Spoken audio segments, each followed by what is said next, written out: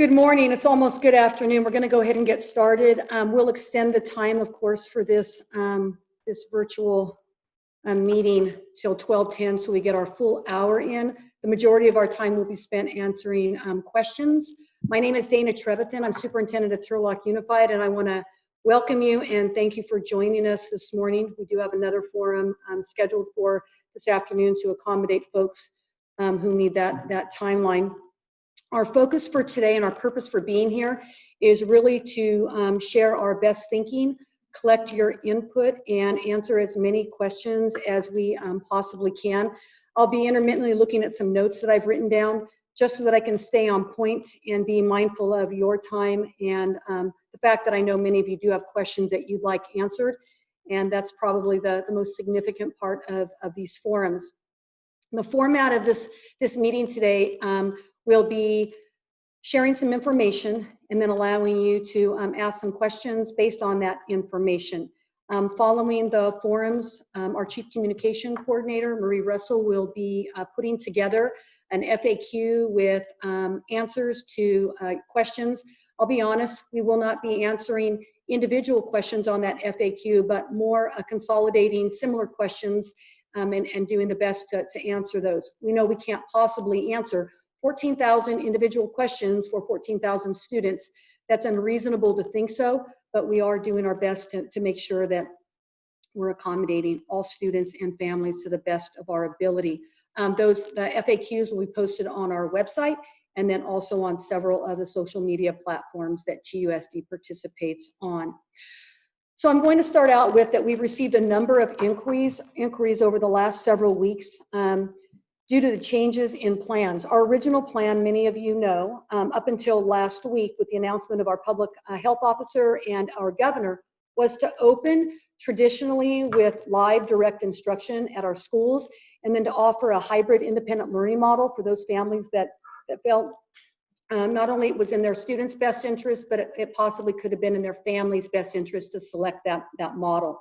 We got out front surveying families and students prior to the announcement last week, not believing that we weren't going to be able to open schools, but knowing that we needed that information to begin staffing and planning with our facilities.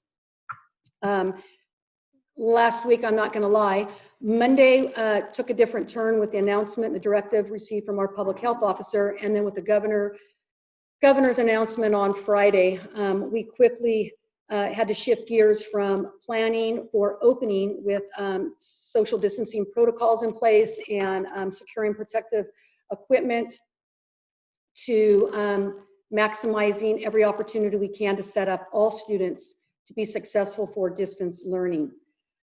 A question that's come up in many of the inquiries that we've received over the last couple of weeks is why the decision to begin school August 12th when some districts have planned to open after Labor Day. So I'll just give you my thoughts on that and what our intentions were. So there's 25 districts in Stanislaus County.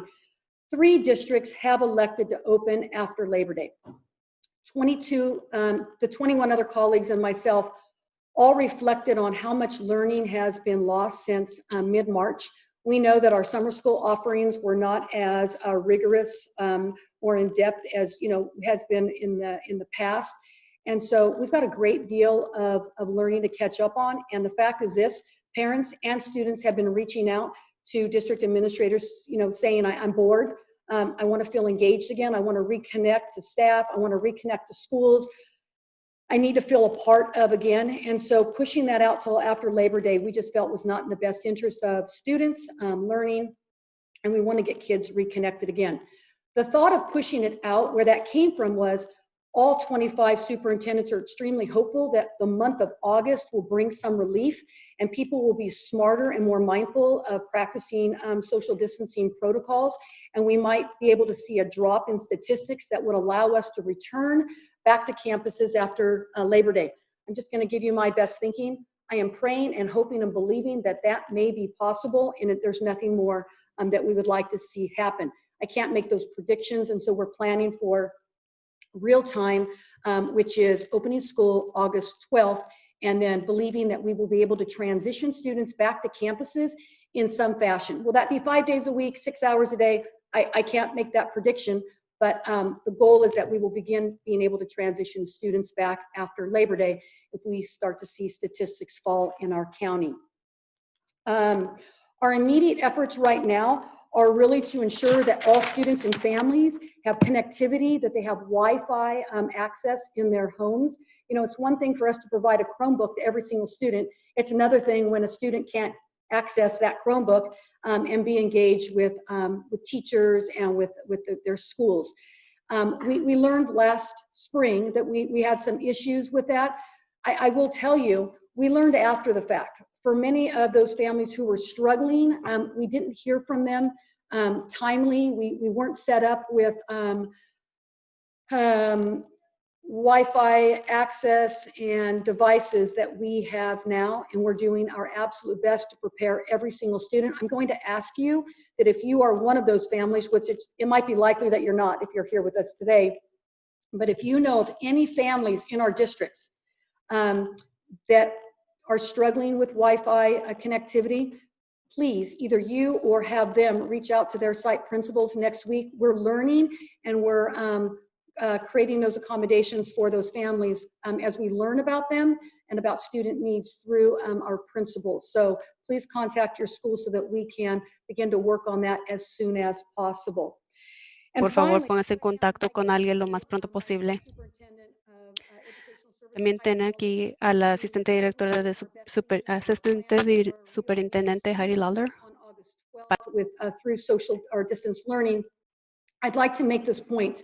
I have received a number of awesome, outstanding ideas from many, many, many parents, many community members, many educators.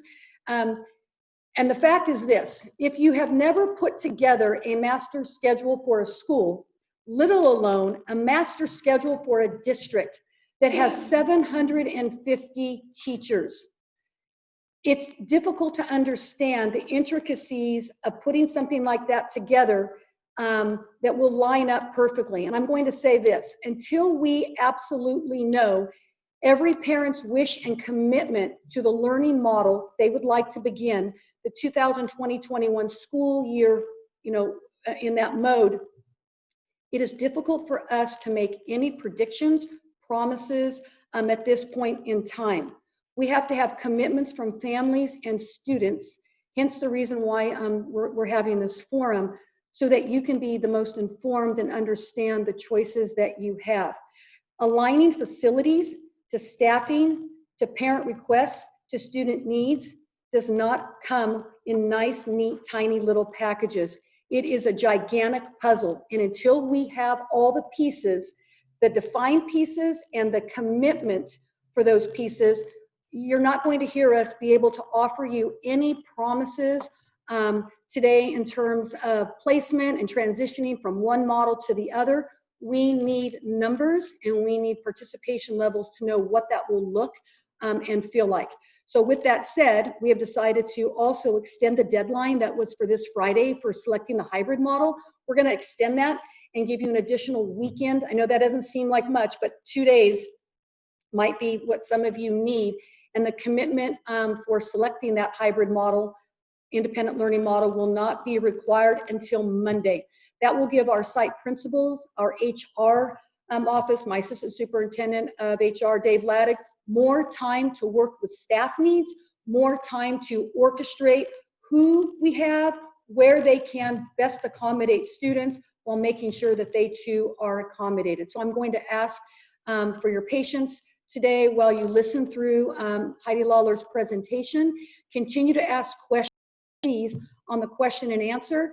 And then at the end, which we are hoping we will set aside 30 minutes for all of your questions, and we'll get through as many of those as possible. For those that we don't have real-time answers for real-time situations right now, we will do our best to get that information for you in a timely manner. And then, like I said, our Chief Communication Coordinator will provide that on FAQ that will be available on our website. Again, thank you for joining us. We value you. We value your children. We respect your time. As a mom of 3, I don't have any in TUSD, but I'm paying college tuition from my home in their bedrooms right now. There's frustration on all of our parts. And I can't empathize with you enough. I know it's a balance, and I know it's a battle, and we are here to support you, and we are doing everything we can to accommodate the majority, knowing that we cannot possibly accommodate every single family, their household, and the needs of their particular situation. So thank you.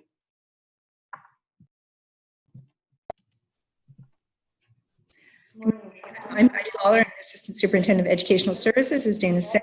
I'm going to be going through a PowerPoint presentation with you today to share some information and to follow on with the things that Dana talked about as far as looking at our historical context, where we are and how we got to this place, and knowing that as we move forward, our greatest hope is to return to school with students learning in person in a traditional setting.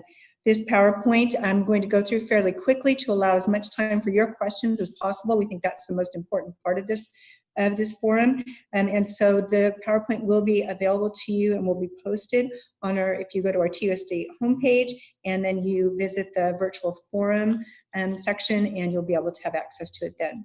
So with that, we can go ahead and get started. Marshall, okay, there we go. All right, so you can go to the second slide.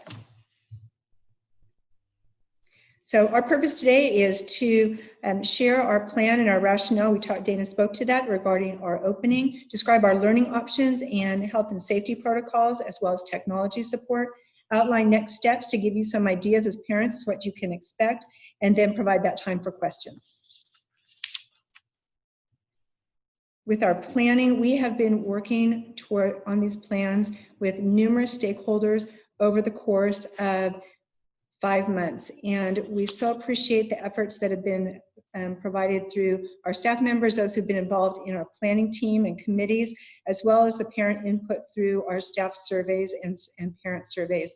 We had nearly 4,000 parents who completed the surveys and over 1,500 comments that each one was read, and all of that information really made a difference in informing the steps that we took to move forward with our plans for the 2021 school year. We'll continue to gather input, and then we're also working to develop our learning continuity and attendance plan that's required by the state of California.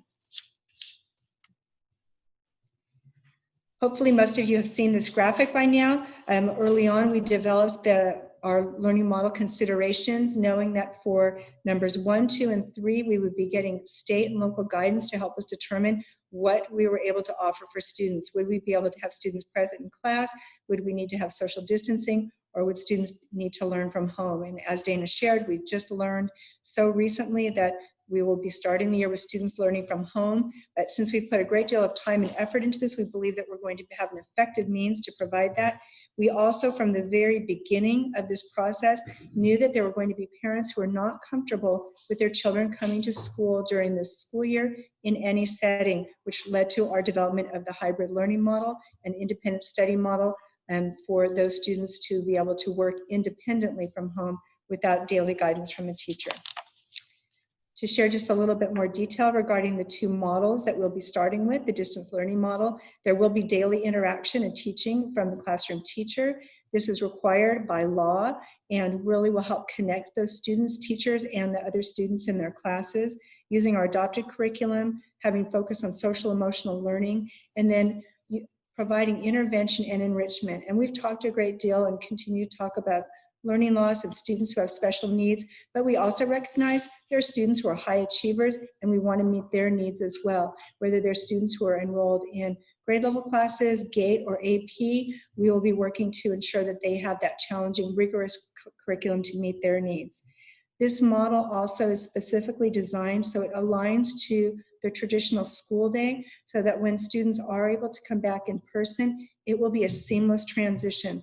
That's a big part of our planning, is to ensure that we can move fluidly in and out of these different models. We anticipated, we heard early on from the state that perhaps in the late fall or early winter, there might be a resurgence of the virus and we might need to move to something like this. And so in our planning, we addressed that specifically. In the hybrid learning model, and I know we've had a large number of questions about this, this really is most similar to a traditional independent study model where students receive an meeting with they participate in a meeting with the teacher, and then they receive their materials for the week. However, we knew that we wanted this program to be something that did provide greater rigor to ensure that students would be prepared for the next course or grade level as they would move forward in school, anticipating this would not be something that would go on for many years, but most likely would be during this year. We also provided flexibility to families to allow students to be able to return to their school site at the end of a grading period. And so again, this will use our adopted curriculum for our TK through 6 students. We're using our Edgenuity online platform for our secondary students. We've had questions about flexibility with electives, and I'm working specifically with school sites on that. And as Dana shared, there are some challenges in master scheduling that we don't want to make commitments and promises that we can't keep for all students. And so that's taking a little bit of time to ensure that we are able to communicate accurate information, and we can maintain those commitments that we do make to families. And again, that registration for the hybrid model is extended through Monday, July 27th. For families who've signed up for this, you will receive a call from your home school site to verify that you have interest in the hybrid learning model. For those who may have changed their minds and submitted that change, we should have removed you. However, if you receive a call and you're no longer interested, please do share that information with your school sites. The next section that I'm going to go through is probably that area that folks are the very most interested in, and those are, what will the schedule look like for distance learning?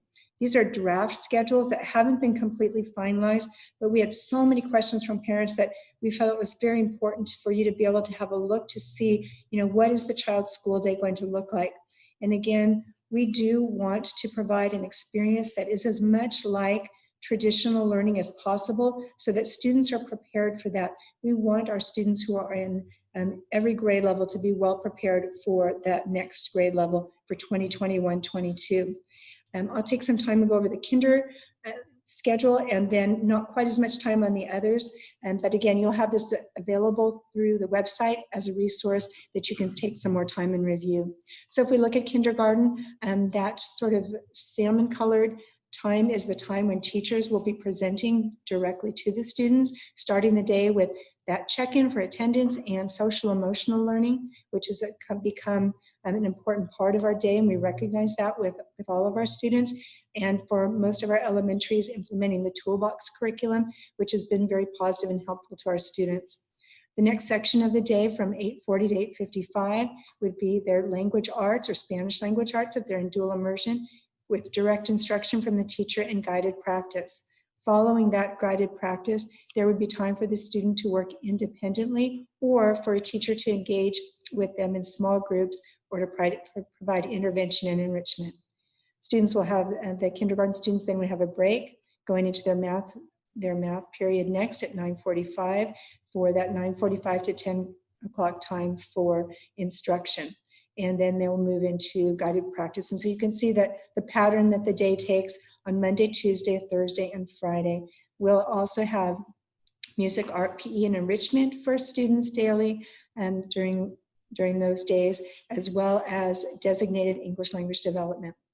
At the end of the day, from 11:30 to 11:50, there's a time for teachers to check specifically on those individual needs that there may be, and to communicate with parents. Our Wednesdays, as have been for many, many years, that's a shorter day, and the focus is more on language arts for the kindergarten, and that provides the time for teachers with prep time, PLC collaboration, and additional communication.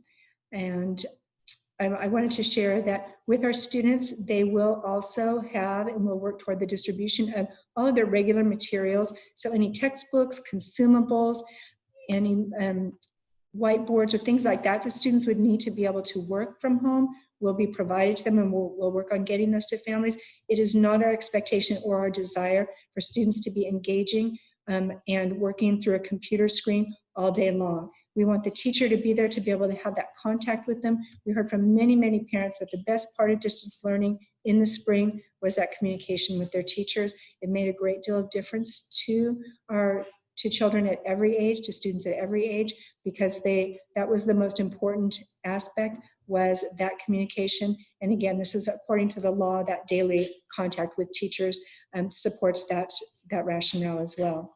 So moving to the next schedule, that's the Kinder Extended Day. Again, I'm not going to spend a great deal of time on that. For those that have that schedule, you can see what that looks like. And then moving to the grades 1 through 6, where, of course, the students there have a longer school day.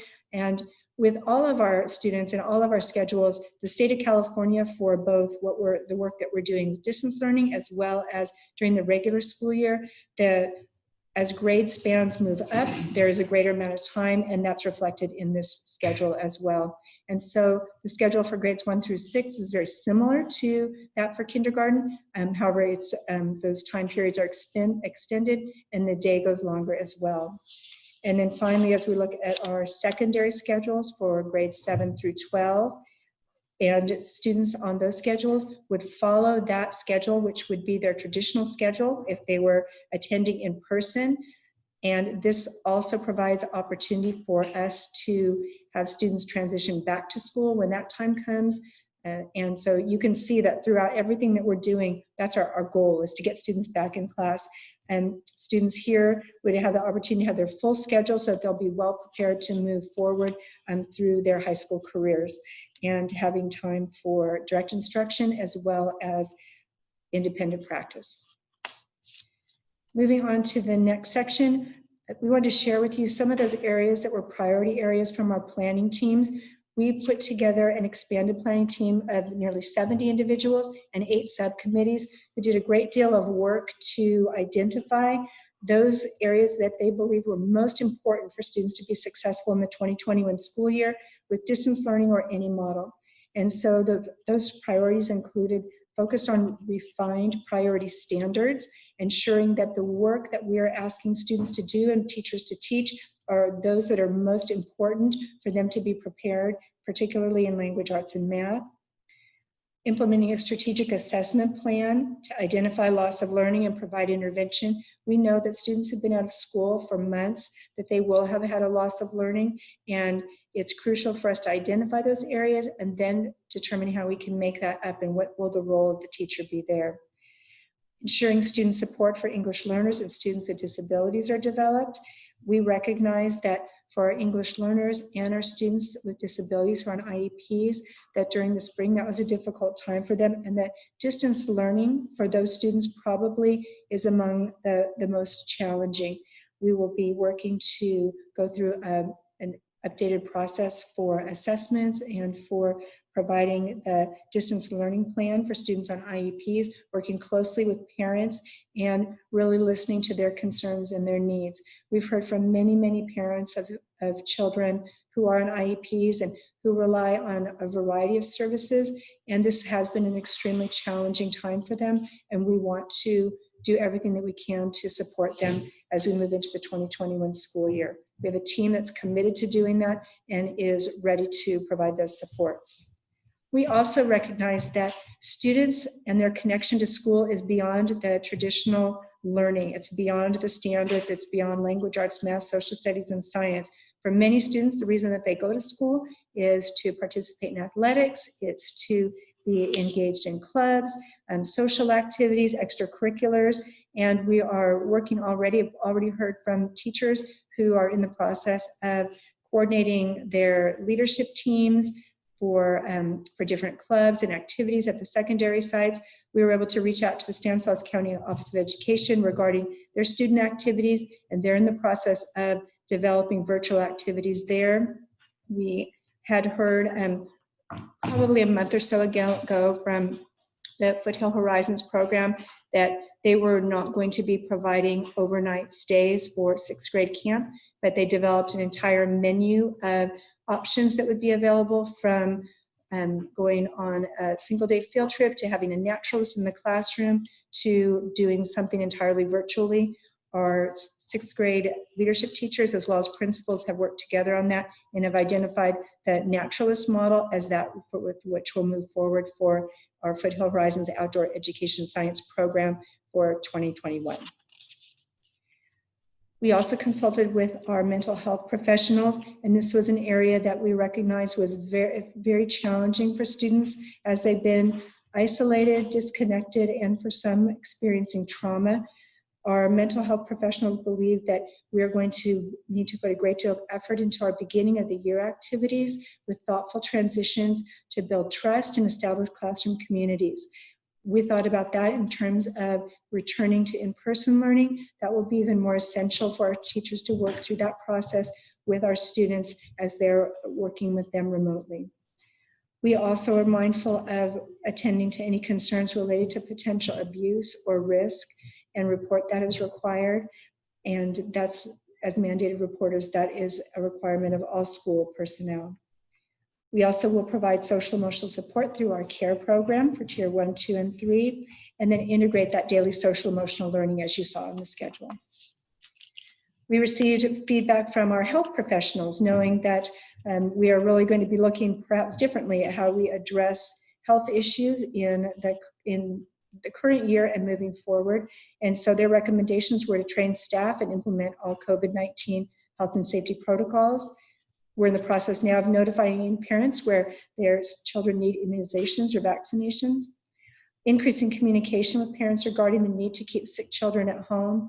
One of the comments that I heard quite frequently on the parent surveys was the concern where a parent reported their child was in school with another child who had been ill, and that child stayed in school for the whole day with symptoms. And we know that happens. I was a former sixth grade teacher, and I remember those situations very, very clearly, that you have a child who, they're at school, they have some symptoms, and they may not have a fever, and so they end up coming back to the class. We're going to be working with parents to ensure that students who are ill, that they do go home until they're recovered. We're going to have to be tighter on that. And as adults, we're going to have to do that as well. I tend to be a person who comes to work sometimes when I'm sick, and I'm going to have to change that practice, because it's not just about COVID-19, but thinking about the cold, the regular flu, strep throat, any of those things. I think we're much more mindful of how we're passing illness at this point.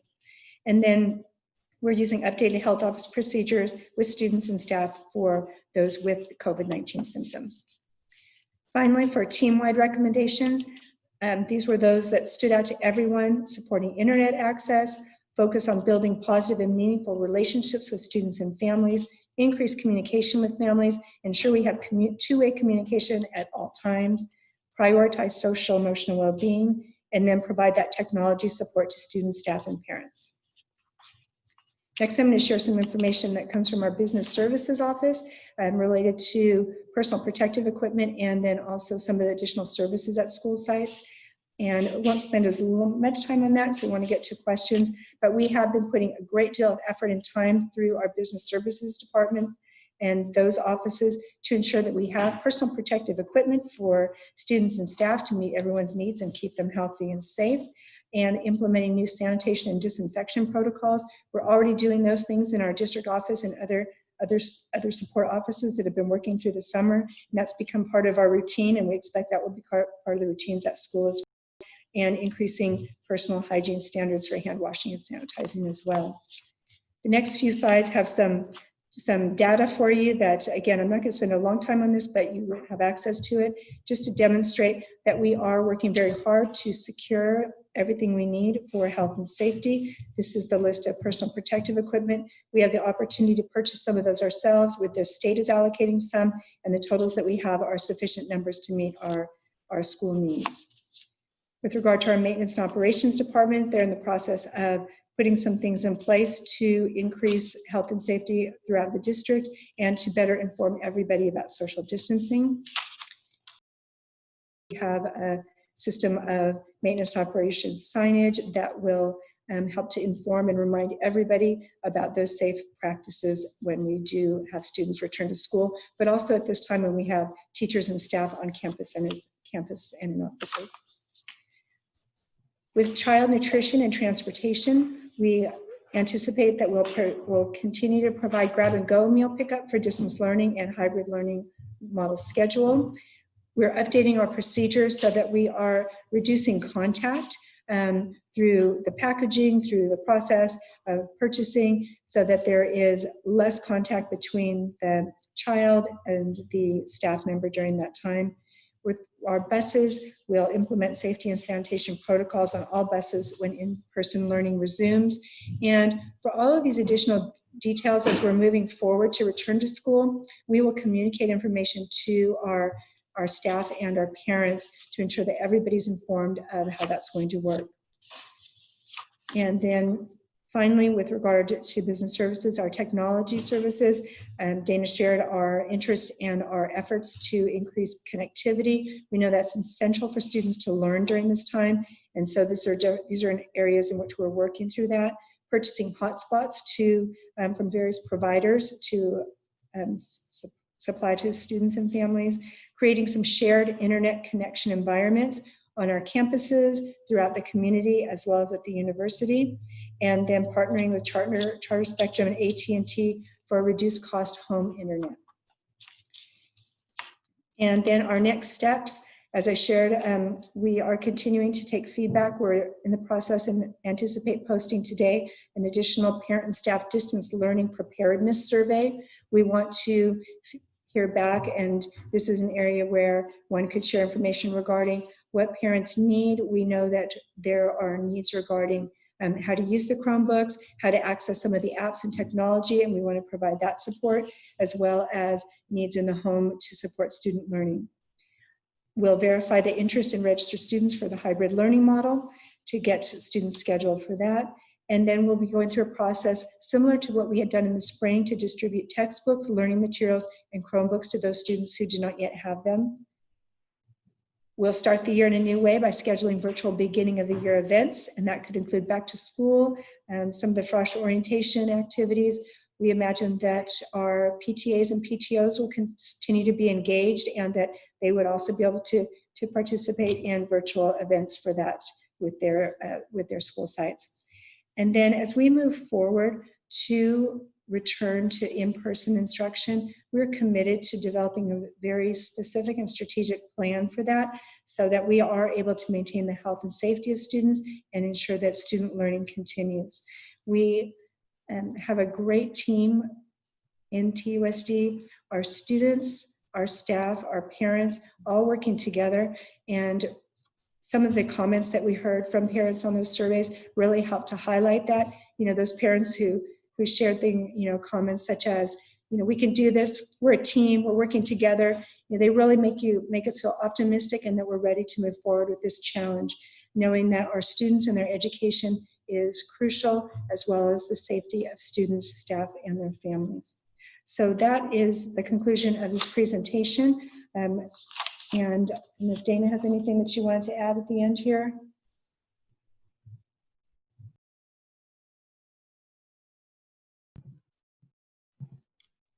Thank you, Heidi.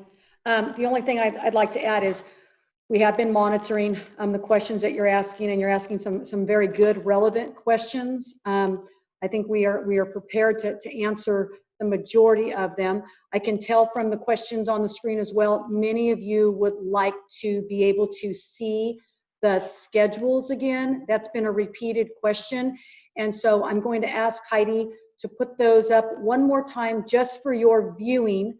But then I'd like to move forward with answering some of those questions.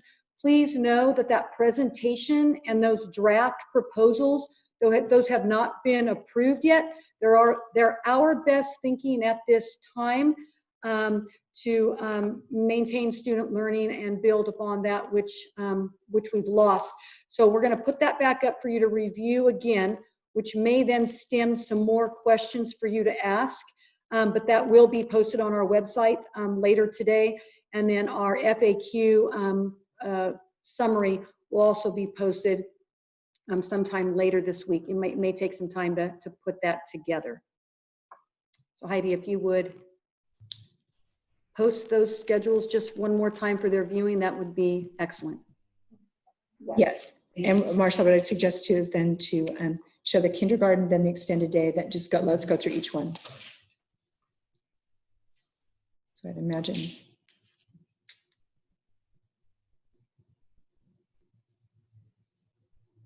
So here we have the kindergarten.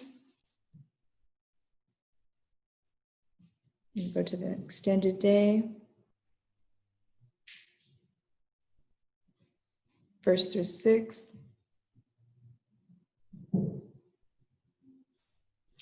And the secondary, 7 through 12.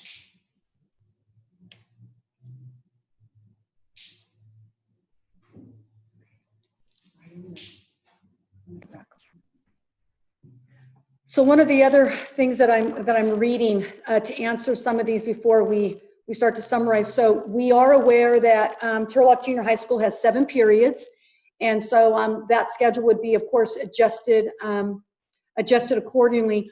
For secondary 7-12, I did note questions related to instructional time. So the expectation for our students in grades 7-12 with distance learning is that 30 minutes of each course would be related to direct instruction in terms of a teacher being on the computer and engaging students, but that doesn't necessarily mean that a teacher would be talking or teaching for a straight 30 minutes. What that means is new information shared, some guided practice, independent practice, checking for understanding would consume those 30 minutes for each of those periods. So I hope that helps answer some of those questions as well. So now what we'll do is we've had someone looking to summarize and collectively put many of your questions that are similar together. We'll have those questions read out loud, and then between myself, Heidi Lawler, and any other of our executive cabinet folks who have information related to those questions, we'll provide those answers to you. Thank you again for being patient. So the first question would be, could you please reiterate the difference between distance learning model and the hybrid model, and then also repeat the deadline of when you can opt in and out of the hybrid model? Thank you, Margie. The difference between the distance learning model and the hybrid learning model is that the distance learning model is that schedule that you just saw, and where students are engaged with their teacher in some live remote learning every day.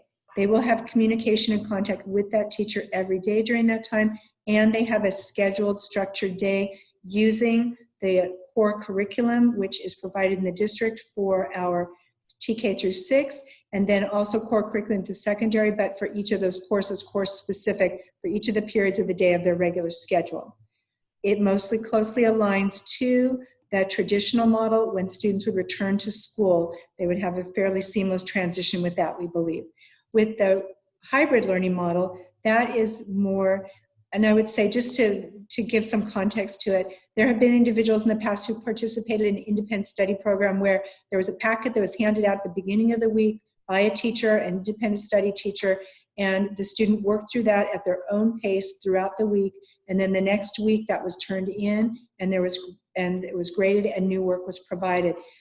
The hybrid model is more similar to that. However, we recognize that we wanted to provide more, and we wanted to engage our students more in our core curriculum, and then also in other aspects of school, allowing students to still have that connection to their school sites and be able to participate remotely in some of those activities, such as clubs that I mentioned, and ensuring that we were also paying close attention to any social emotional needs and addressing those as well, so that services that students to which they'd be entitled, they would be able to access those services through the hybrid learning model. For the hybrid learning model, if a student, to give an example, if a parent decided to enroll them for August 12th, and they decided, yes, we're going forward with the hybrid learning model August 12th, then they, after we got to say mid-September, they determined, you know what, I think I'm ready for my child. Schools had reopened, they're ready for their child to go back to school. We would ask them to wait until the end of that grading period. So for 7 through 12, that would be a quarter. For the elementary, that would be at the trimester. And then they would transition back to, most likely, their home school. And we wanted to ensure that we have adequate space and facilities for that. But that is the process for students to return then to the traditional learning or blended learning, if that's implemented from hybrid learning. And that could occur at any of the grading periods. So that could happen in between the second or third, fourth quarter and the second, third trimester as well.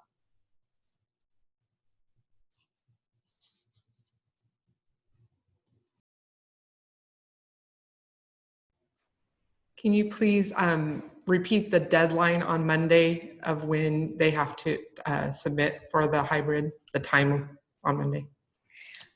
Please, if you're interested in registering, please submit that by Monday, July 27th at 5 p.m. Can you talk about how GATE or honors AP classes will be addressed in distance learning? Through distance learning, we expect that the teachers are going to be presenting that information and working with those students in those courses. They are accustomed to providing that rigor both through the instruction and with GATE as well as with honors.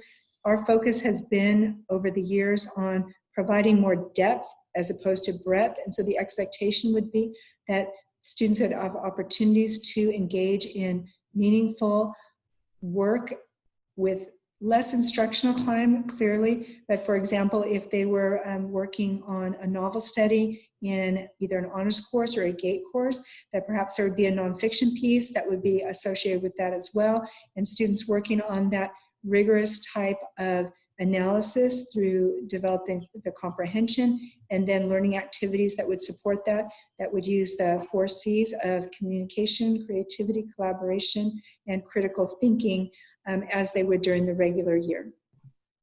You know, the only thing I'd like to add to Heidi's comments, because I'm looking at some of the feedback on your questions. Please know this, we know that things did not go as well as any of us had hoped last spring. Please know that, you know, besides students, you know, taking shelter with their families, our staff was required to do the same, and they too have their own families. And so what may not have been accomplished or done as well as in the past, please consider the situation. We're in a different place in time. We're smarter, we're more prepared. You know, our staff, our families, they've come to adjust to this new way, whether we like it or not. And so for those thinking that it's going to be a repeat of what it was in the spring, we have every ounce of confidence to believe it's going to be significantly better for all. And there is no intention of repeating anything that did or didn't occur last spring. Just know that our staff is committed to meeting the needs of our students and understand that expectations are greater. They understood expectations were greater last spring as well. They also had to balance a very difficult time for themselves professionally and personally. And we feel confident that folks have been able to adjust and take care of those things that were very, very difficult for them in the spring. Will the STEM curriculum or AP curriculum be available in the hybrid model via Edgenuity? That's a great question, and we've had that question from others. As far as the Turlock Junior High School STEM curriculum through hybrid, I don't anticipate that we would be able to provide that. And the STEM is really specific. We use Project Lead the Way, has been the focus of that program for us. And so there are some things with hybrid that are not going to be available. That's true also of dual immersion. And we look at some of those programs that really have specific instructional needs and need that daily engagement with the teacher. And so that would unfortunately not be a part of the hybrid learning model. And that would be a difficult choice that some families would need to make. If we look at AP courses, we do have some AP courses that are available through Edgenuity, and we'll be working with our school sites and scheduling to identify those that would be appropriate through hybrid learning. Can you tell us how IEPs will be handled during distance learning? At this point, we anticipate what we heard at the meeting from those who are part of Stanislaus County Office of Education is that we're focusing primarily on distance or remote IEPs through Zoom in order to get all the folks to the table in a safe manner. As soon as it's safe and we're able to convene meetings with teams once again, we think that's the best approach, and we'd like to have everybody in the room to have those discussions. That's the most effective practice. However, in the interim, we will continue with those remote IEP meetings and to work to provide those services to students to which they're entitled as a result of their IEP.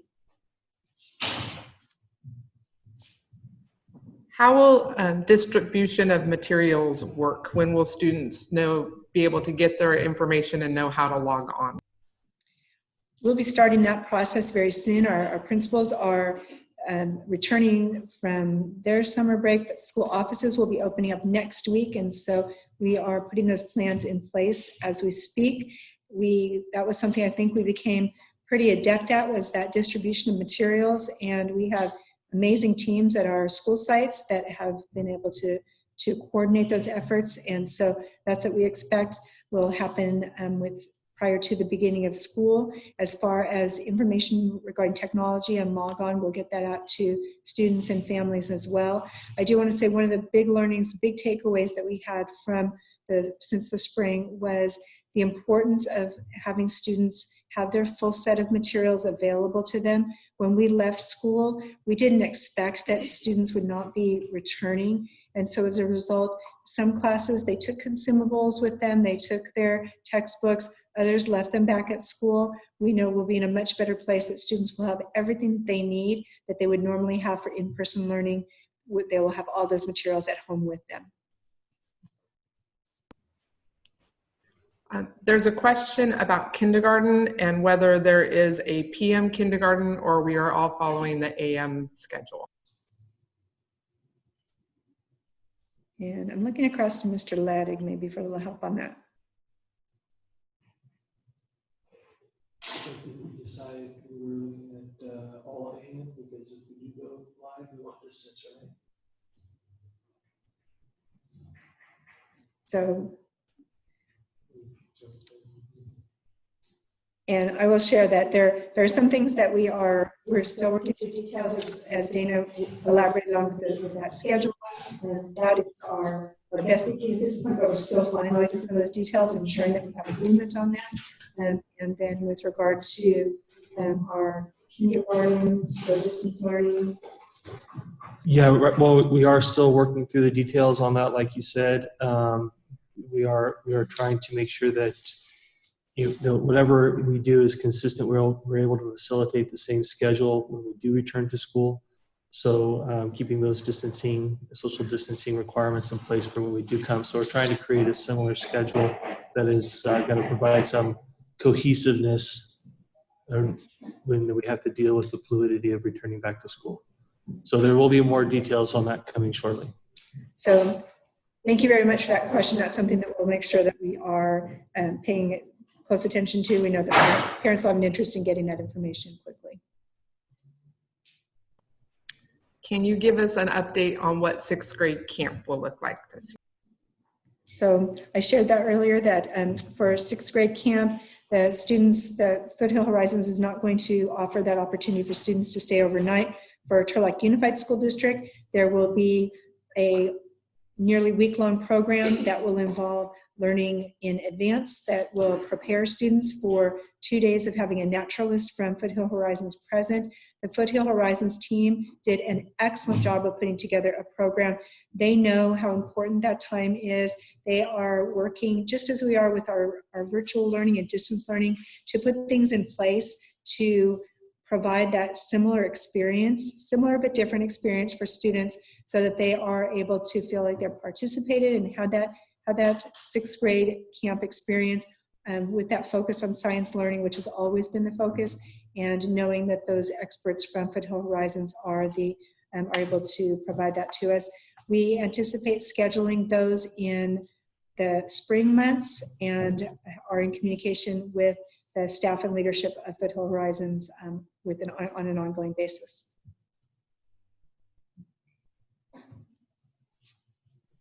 Thank you, Heidi. I'm seeing 2 questions on here that have been kind of repeated, so I'm just going to address them. They're dealing with secondary. So for grade 7-12, is that 7 a.m. start for everyone? No, that's the optional A period. So the regular school day would start with the regular scheduled time, which is usually around the 8 o'clock time frame. Also, the question has been, what will the role of paras be when we return to distance learning? You know, paras play a very unique and important role in supporting our students' efforts. We plan to have those folks doing small group instruction, supporting classroom teachers and preparing, preparing for lessons and providing support to students who need that additional support. We're also considering how we might be able to best use our paraprofessionals to support our childcare efforts at the sites, and that is something right now that we're also continuing to work on.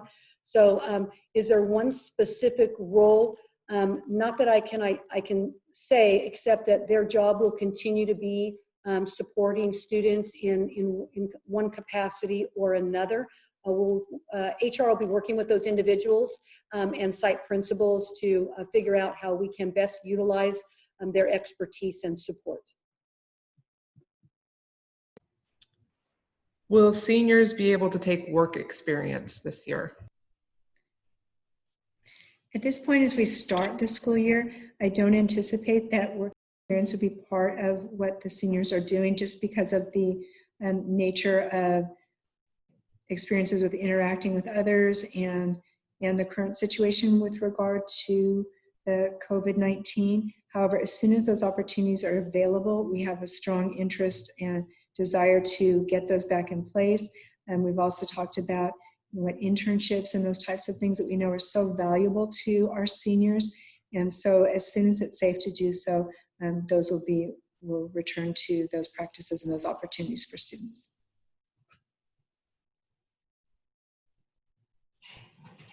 And can you maybe reiterate what electives would look like again during distance learning, and band and choir and such? All right, so we do have a lot of questions around those electives. And so, for band and choir, our music educators, we have an outstanding team of music educators, our drama teachers, art teachers, all of those electives, they are ready to go in providing distance learning instruction. And it will be somewhat different, of course, than it is currently, but there's a great deal of information and coursework that students can complete in those electives and then have opportunities to practice. Additionally, in any area where there is a need for us to provide some additional support to teachers through specific software programs or any other pieces that they need in order to be able to do that work. And when I think about our music teachers, there's some programs available that allow students to collaborate similar to a Zoom meeting, but it's specific to music. And so we're working through an approval process to get those programs to teachers who need them. But we've seen some wonderful work from music educators during the spring, and I expect that those classes will go forward. Some of our other electives, we know that there are some challenges inherent in those. For example, we have strong culinary arts programs, and that those are the CTE electives that's which many students participate. Distance learning will be more of a challenge. We can start the year with those courses, focusing on some safety procedures, ServSafe certification, those types of things, and move toward the idea of providing hands-on learning and opportunities. And we've had discussions about how could we provide materials in what type of format would that be, so students could be doing that hands-on work at home. And so beginning the school year, we expect that the learning will be somewhat more traditional and tied to paper, pencil type of work. However, as we move forward, if we're unable to return to in-person learning, we would develop strategies to have students do that hands-on work.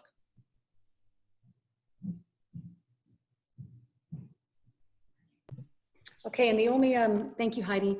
The only other questions that I'm looking at here, they're being asked several different ways, but I will share right now our best thinking. So many of you are asking, how will you ensure the safety of my student if we are able to return to the traditional model? So I'm going to answer that in real time, meaning what I know now, not what I can guarantee. So if and when we are allowed to return, and as I mentioned initially, that is our hope as educators, it's our hope as parents, it's our hope for students, because students belong in schools as long as parents feel safe and comfortable sending them there. So I'm going to reiterate this. If we're able to return to the traditional model, parents will have an opportunity to keep their students in some sort of an independent learning model as much as we can provide. I will share this with you. Depending on the number, and I opened with this, we cannot predict the number who will want to return to a traditional schedule. So until we have commitments and a better idea of what parents are thinking is best for their children, it may not be likely that we can return 5 days a week, 6 hours a day. So until we see the numbers, we will have to contemplate what that return will look like. Will it be a modified schedule that will be alternating days? Will it be a modified schedule with an AM, PM? Will it be a modified schedule that does not allow for all students to be on campus at the same time? I can absolutely say yes to all of those, but I cannot tell you which one of those we will work toward until we have more definitive numbers and we know the intentions of our parents and what the needs are for their students. So I answer that sort of just knowing that we don't possibly predict that it will return to a full traditional schedule, everyone back on campus, all students sitting back in their desks the way they were before March 19th. There will absolutely be a transition, and of course that will be in our plans as well once we know what the numbers look like and how we can best accommodate our families' needs. So with that said, it is 12:06.